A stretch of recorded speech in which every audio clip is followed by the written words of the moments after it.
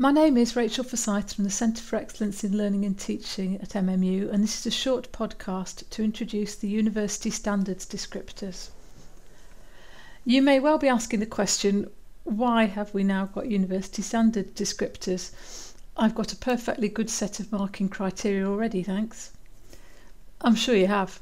The glib answer to this is that the QAA recommended strongly in its last audit report that we should have an institutional reference point of some kind so that they and we could easily compare standards across the institution.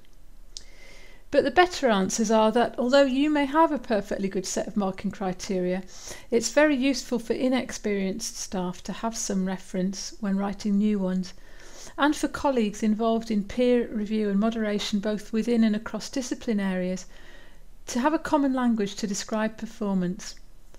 We also thought it would be useful to link the descriptors explicitly to the university graduate outcomes, which are part of the employability curriculum framework. Up until now, our grade descriptors have consisted of a very simple set of fail, marginal fail, pass and so on.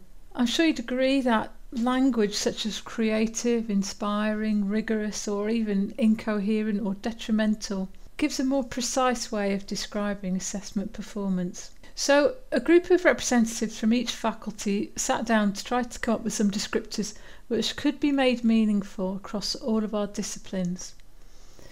The standard descriptors are not designed to replace your criteria. Standard descriptors sketch out in broad terms what's expected of students at a particular level, whereas marking criteria are used to judge the standard to which each learning outcome has been achieved.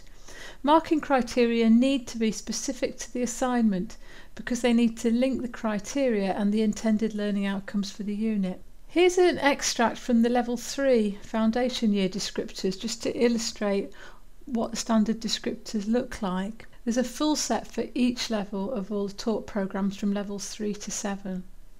Here are the level 7 ones, and I hope you can see, even with a quick look at the screen here, how there is progression across the levels for the same kinds of areas. So if I pick here level 3, we expect students to be as successful members of a team, whereas at level 7 we expect them to show leadership skills, just for an example. But you can see that the university's standard descriptors are too generic and cover too wide a range to support making grading decisions for individual assignments, and so they need to be interpreted into specific marking criteria for each task. They're there to provide a reference point for this interpretation.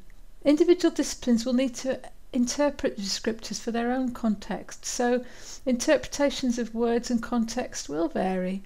The professional values expected of a chemist will differ from those for a historian or for a lawyer or for an artist or for a nurse. Teamwork will be carried out differently. Data sources will vary, and so on. The range and depth expected for each assignment will also be context dependent, but hopefully the general structure of the standard descriptors should work across assignments across the institution. Just a reminder that although there are 7 descriptors for each grade at each level, not each of these will be needed for each assignment. The full range of graduate outcomes should be tested across the level, but not across each assignment. There is more guidance on actually using the descriptors, including worked examples, on the CALT website, or do feel free to contact me for more information.